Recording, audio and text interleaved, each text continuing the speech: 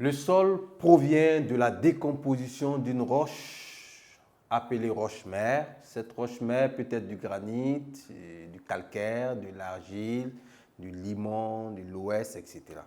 La formation du sol comporte 3 étapes. Première étape, l'altération de la roche-mère. Voilà. La deuxième étape, la transformation biochimique et la colonisation organique. Et la troisième étape, la migration des substances et la différenciation des horizons. Voilà. Donc, nous avions réalisé le schéma d'un profil où vous avez dû percevoir avec moi les différents horizons d'un sol évolué. Ces 3 étapes de la formation d'un sol expliquent l'existence de 2 groupes de sols. Premièrement, nous avons les sols jeunes ou peu évolués qui sont peu profonds et peu différenciés. Ils sont constitués d'un seul horizon. Donc, les sols jeunes sont facilement reconnaissables lorsque vous êtes en face d'un profil. Les sols évolués, qui sont généralement plus profonds et dont le profil présente une succession d'horizons. Vous pouvez avoir 4, 5, 6, 7 horizons sur un seul profil. Voilà. Donc, le nombre d'horizons, justement, détermine la vieillesse du sol. Chers apprenants, chers élèves, nous allions aborder le dernier point de ce chapitre. Voilà, ça serait un tableau. Voilà, je vais vous donner un tableau qui va faire ressortir les différents types de sols qu'on retrouve justement dans notre pays. Grand 3, les différents types de sols au Burkina.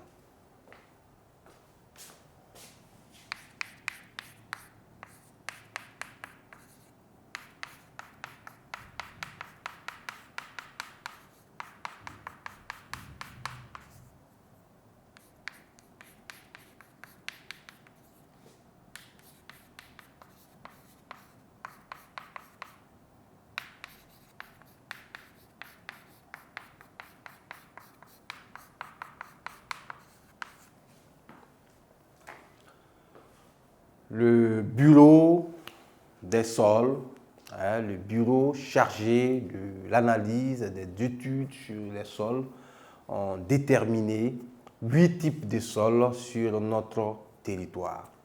Alors, ces 8 types de sols, il faut dire que ce sont des sols qui ont leurs caractéristiques, voilà, et les cultures adaptées à ces sols. Voilà, et ces sols sont situés justement dans certaines localités que nous allons également déterminer. Donc, pour mieux cerner justement cette partie, voilà, je vous propose un tableau. Et dans ce tableau, nous allons énumérer ces différents types de sols, voilà, avec les différentes caractéristiques. Je pense que ça va faciliter l'apprentissage. Chers apprenants, vous avez en face de vous un tableau qui résume les 8 types de sols que l'on retrouve dans notre pays, le Burkina Faso. Donc, en face de chaque type de sol, vous avez les caractéristiques du sol, la localisation du sol, voilà, et les cultures adaptées à ce type de sol. Premièrement, nous avons les sols minéraux bruts. Les sols minéraux bruts se rencontrent sur les cuirasses. Le profil pédologique est squelettique, il est très peu épais et il occupe 3,2% de la superficie totale de notre pays. Vous savez très bien que le Burkina Faso fait 274 200 ou 274 300 kilomètres carrés. Donc, ce sol-là, ce type de sol occupe 3,2% de la superficie totale. Localisation non précise. Voilà, ici, ça veut dire qu'on retrouve ce sol-là un peu partout. Voilà. Donc, il est difficile de déterminer un endroit exact où on peut le retrouver. Culture adaptée est de pâturage. Pâturage, voilà, les herbes qu'on utilise justement pour nourrir les animaux. Deuxième type de sol, les sols peu évolués. Profil peu différencié, sol à un horizon peu humifère, occupe 26,2%. Localisation également non précise. Les cultures adaptées, on n'en a pas. 3. Les vertisols, forte teneur en argile. Ce type de sol occupe 6% de la superficie totale.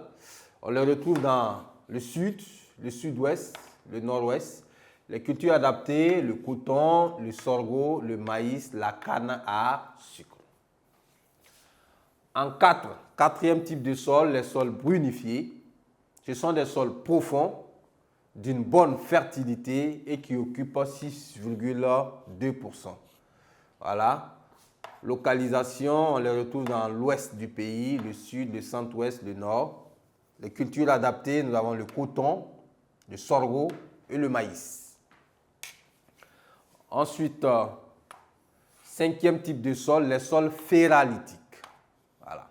Ce sont des sols épais, voilà, 8 mètres de profondeur, qui occupent 1,9% de la superficie totale.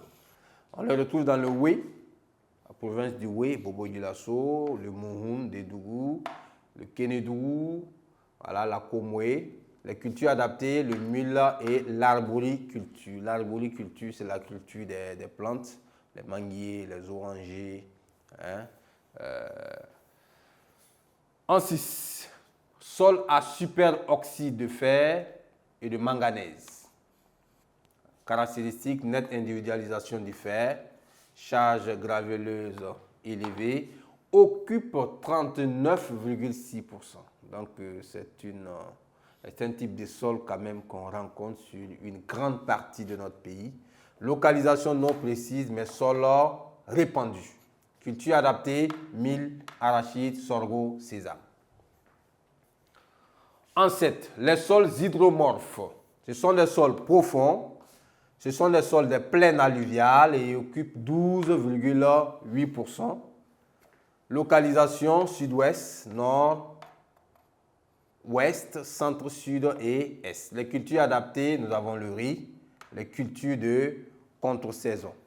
Voilà. Et enfin, le 8e type de sol, les sols sadiques ou sols calco-sodiques.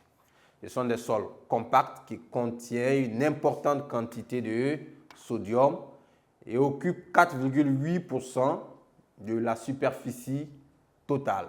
Localisation centre-sud, centre-nord et est.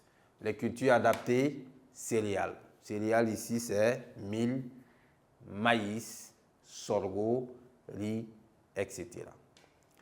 Alors, chers apprenants, chers élèves, nous voici au terme de ce grand 3. Nous voici en même temps au terme de la première partie, la première phase de l'étude de ce chapitre nommé ici composition et formation des sols. Alors, nous allons de ce pas passer à la deuxième phase où je vais vous proposer quelques exercices, voilà, quelques questions relatives à ce que nous venons de voir.